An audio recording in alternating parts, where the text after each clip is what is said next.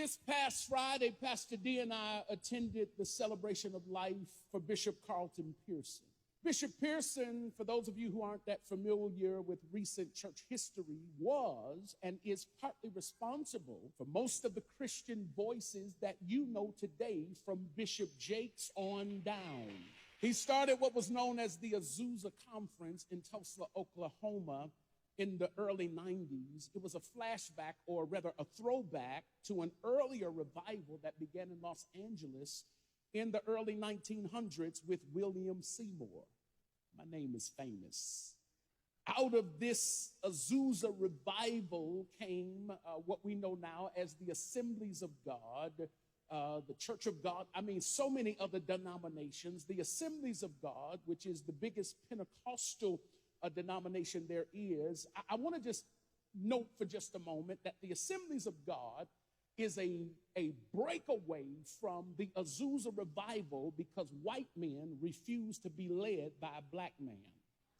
We'll talk about that, and we'll deal with that maybe in February as we talk about black history. Bishop Pearson's Azusa conference in the early 90s was really a picture of the church. It was the place that everybody in ministry aspired to ascend to. I bet you could probably find at least 1,000 ministries that came out of that gathering. Thousands upon thousands more, including this church, Transformation Church, and Pastor Mike Todd. And my personal music ministry was inspired by Bishop Carlton Pearson, his life and his ministry. And yet, as Pastor D and I sat on the front row of his celebration of life, 5 rows away from the center aisle, just across from the family, my heart broke because I thought to myself, where is everybody? I sat there on the front row at Bishop Pearson's funeral as an Episcopate, as a prince in the Lord's church, thinking to myself, what the heck? How could the church drop the ball again? How could the church throw this man away who, had it not been for him blazing a trail, most of us wouldn't have a platform or a job or a ministry, and nobody outside of our small church circle would even know who we are.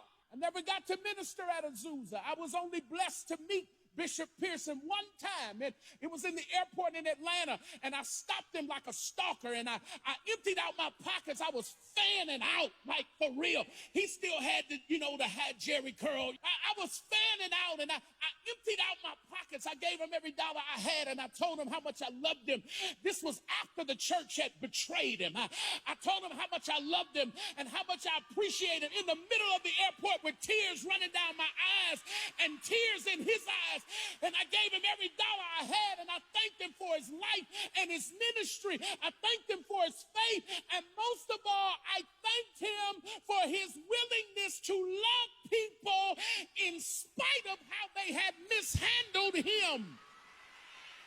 I want to say this, I don't care. The church is wrong for how they handled Carlton Pearson. I said the church is wrong for how we handled Bishop Carlton Pearson. I want the Dream Center Church of Atlanta to stand on your feet, and we're going to take the next minute and a half, and we're going to clap, and we're going to give God praise for the life and the legacy and the ministry of Bishop Carlton Pearson. Thank you, sir.